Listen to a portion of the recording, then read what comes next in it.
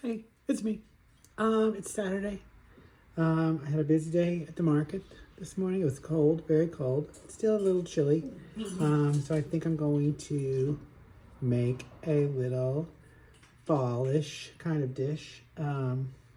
This one is really easy, although it seems fancy. So I've got some butternut squash. It's probably like 2 cups. This is leftover from last year's garden. I took it out of the freezer. I just blanched it a little bit before I froze it.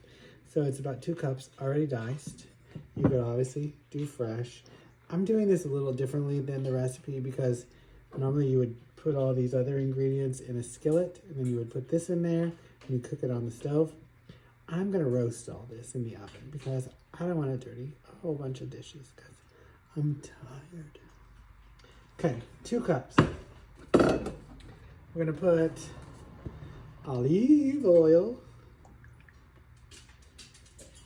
probably a couple tablespoons, salt,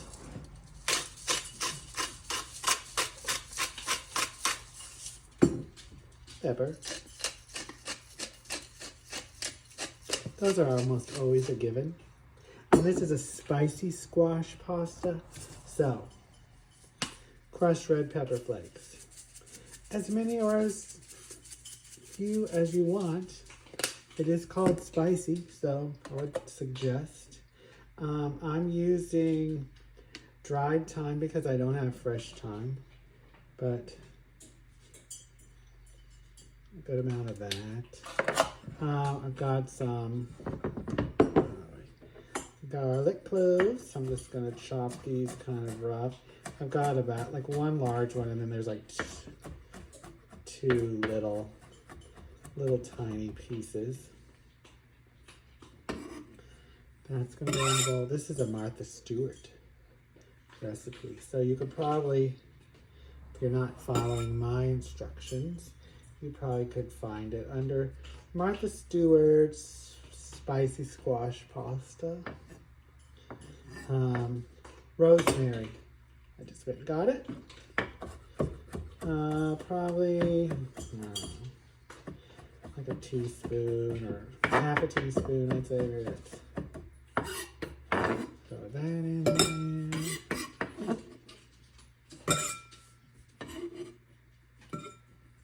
Some sage leaves. Do those kind of fine.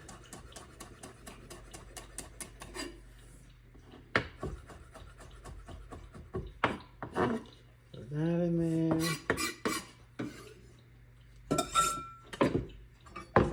Give it a stir.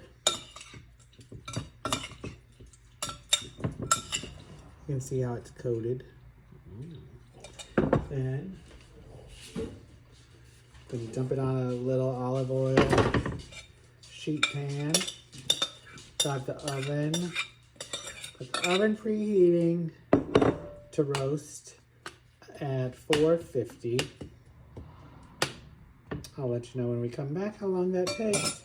And I have some water boiling on the stove for the bucatini, and you have to say it that way, bucatini. So I'm going to do this, get the pasta cooked, and when I come back, we'll put it all together.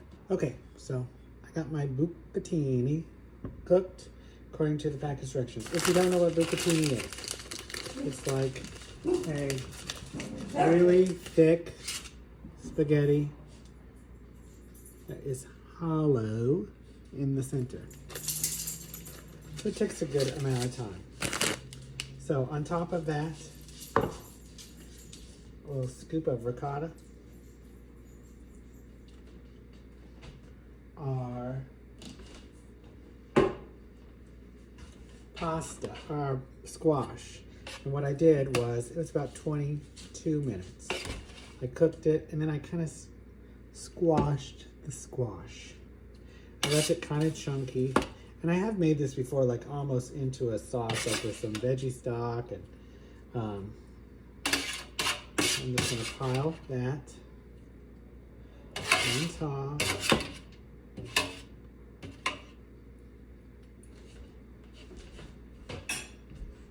and do a little more ricotta.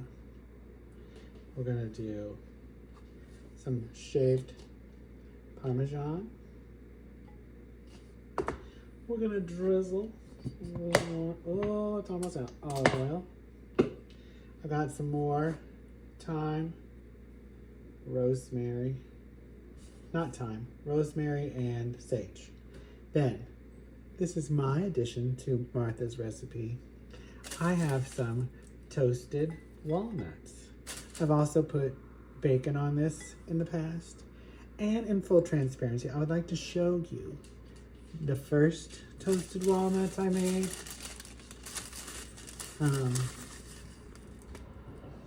They look kind of like black olives.